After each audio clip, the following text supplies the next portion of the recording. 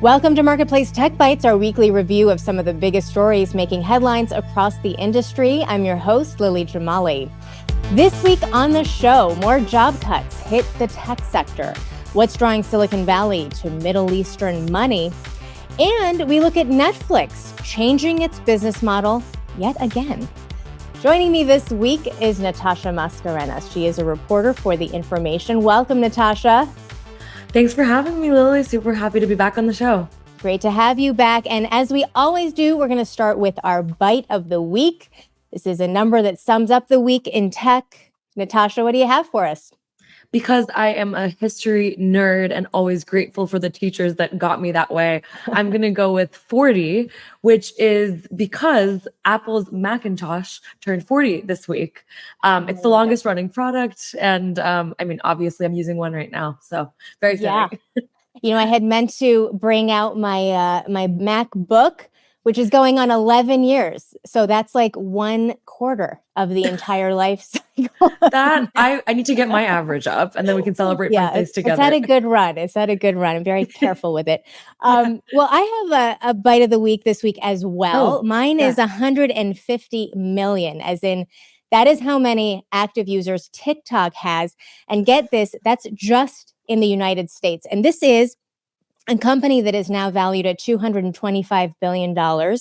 It is the most valuable private company on the planet. And yet we are hearing that there are layoffs at TikTok. Help me understand, with numbers like that, what is driving this, do you think?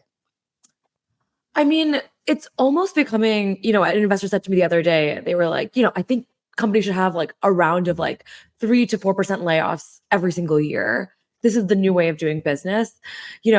I don't know what kind of leads one company to have a certain size layoff versus another, but I feel like even seeing, so many times we'll see CEOs announce huge growth milestones and still do kind of a workforce reduction. And I do feel like it shows that we still are cleaning up our overhiring, or at least trying to look a little bit more disciplined entering a weird year so far. Mm-hmm. Definitely. And I was naive enough to think that maybe the last round of layoffs across the sector were going to be over at the end of 2023. And turns out I was totally wrong about that. Just this week, we are seeing Microsoft laying off 1,900 employees at Activision Blizzard and at Xbox.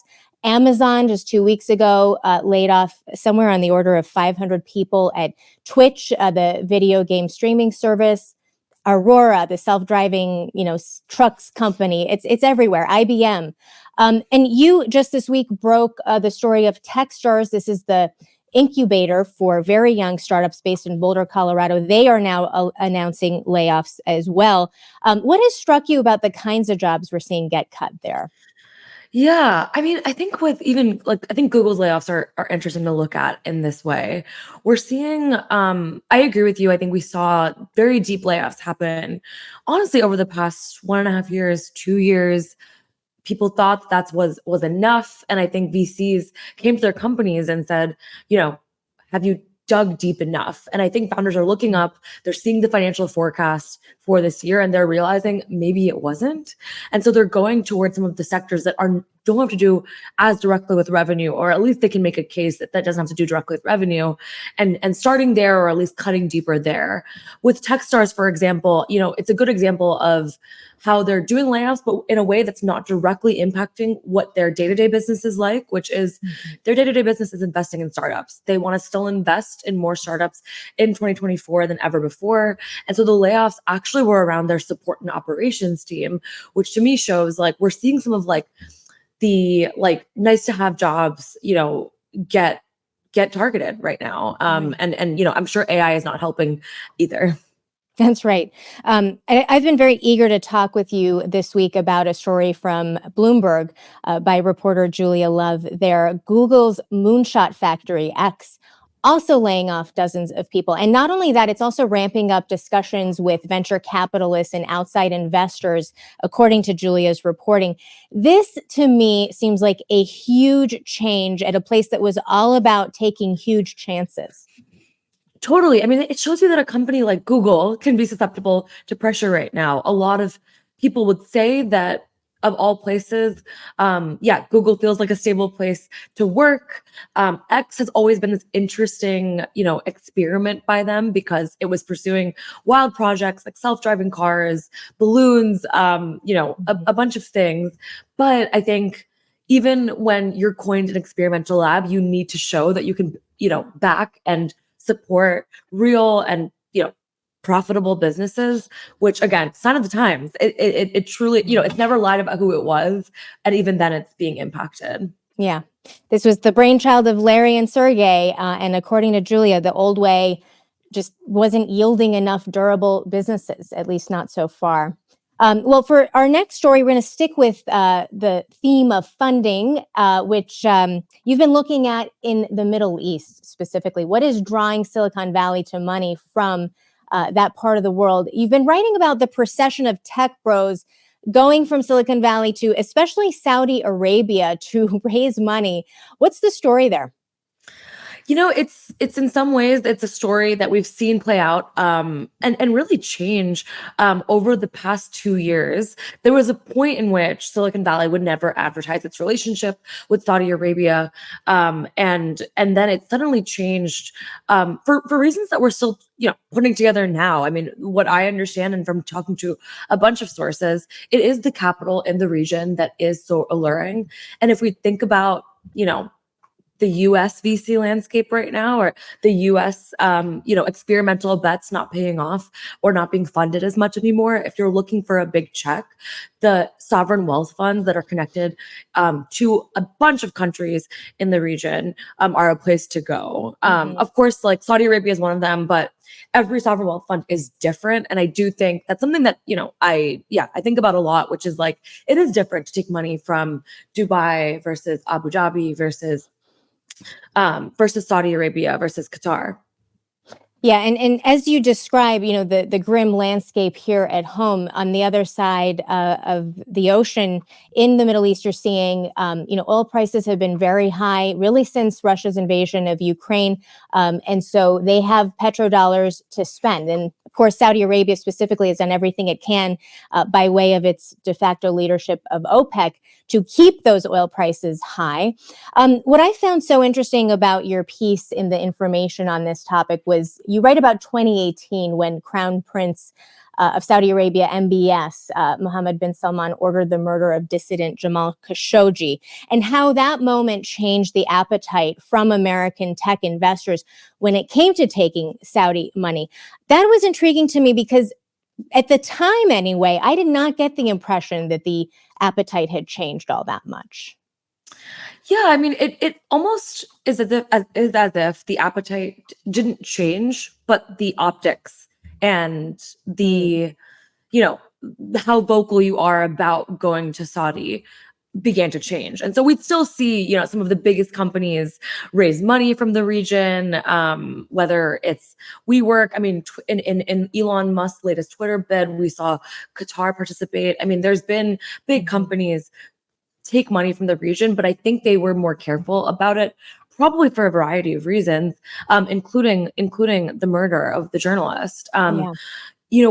What I think changed, the information, I think it was probably last year, there was a venture firm, Sanibel, that ended up disclosing around like 40 of its VC investments and some of the highest profile VC firms, including Andreessen Horowitz, including Founders Fund, a lot of the first checks into some huge companies. And I think to me, that was like this crystallizing moment that like, maybe the appetite didn't change, but definitely the way that we advertise has changed. And it now is okay, or at least is, getting more comfortable.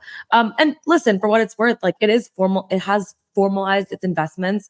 I think that part of the VC interest of these sovereign wealth funds is wanting to diversify assets beyond oil money. Yeah. And you also write about how disheartening this has been for human rights advocates as well. Really interesting piece of enterprise reporting in the information. So thank you so much for that, Natasha. For our third and final topic of the morning, we're going to look at some lighter fare, Netflix, and what a fourth quarter they had. They got a big boost in signups, 13 million new subscribers, blasting past expectations on Wall Street. And a lot of this was fueled by the film The Killer and of course, the latest season of The Crown. I'm not going to make you talk about how bad The Crown has gotten unless you want to, in which case I'm here for it. Why does it feel like I'm watching Dawson's Creek? I don't know. Anyway, but the bigger story perhaps is that they also plan to drive more customers to their ad-supported plan by retiring the no ads basic tier. They're going to start doing this in Canada and in the UK. What seems to be the strategy there, do you think? It's again, I think it's proof of like the business environment that we're in. Even if you hit your numbers, what are ways that you can start fine tuning and what can you not give away for free? I mean, I think consumers also, are now in a world where a bunch of these streaming services, are up for grabs. You have a credit card, you can pick as many as you can afford. Does Netflix need to be giving away a no ads basic tier? I mean, I guess it's realized it doesn't, especially with increasing competition and its original content, which is what's made me a subscriber, isn't going anywhere. And so I think it's able to defend that as well too with its latest earnings, but with also kind of what's ahead. Yeah, it sounds like people just might be willing to sit through a couple ads if they save a couple of dollars. I have to ask, do you have a Netflix subscription yourself? I do, and it is proudly my only subscription of the streaming services that I pay for. I have somehow cobbled together a suite of other subscriptions. Don't tell them. Your secret is stays here on YouTube.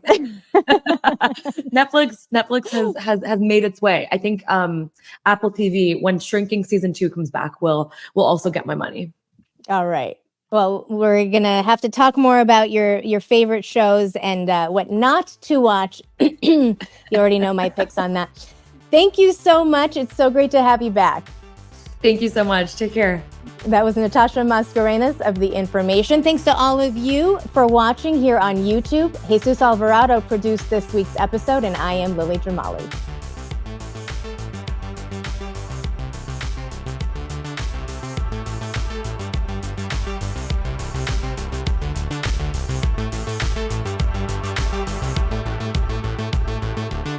This is 8 p.m.